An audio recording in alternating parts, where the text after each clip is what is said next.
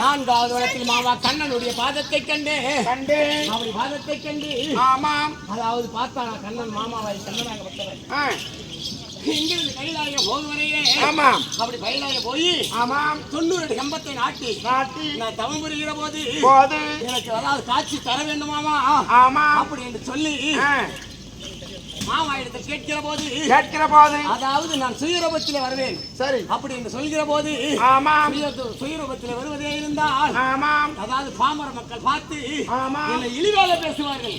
அதனால நான் ஏறக்கூடிய செங்கல் ஆழ்வார் இருக்கிறது.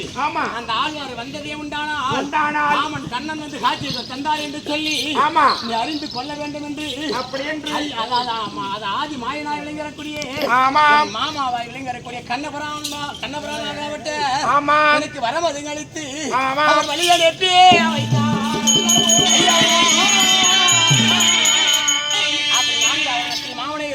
மாமாவுடைய பாதத்தை கண்டேன். ஐந்தாவது வனத்திலே ஒரு வேங்க கண்ணி என்று சொல்லக்கூடிய வேங்கை கண்ணியை கண்டேன்.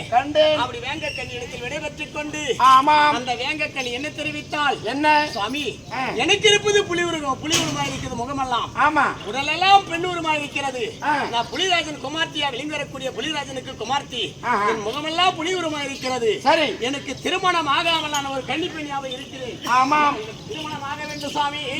அந்த கைலாய பெருமான் இடத்திலே வர வாங்கி வாருங்கள் என்று அந்த வேங்க கண்ணி கேட்க அப்படியே வாங்கி வருகிறேன் என்று அந்த வேங்க கண்ணி இடத்திலே நான் விடை பெற்றுக் கொண்டு இந்த ஐயனான அர்ஜுன அவர் ஏதென்று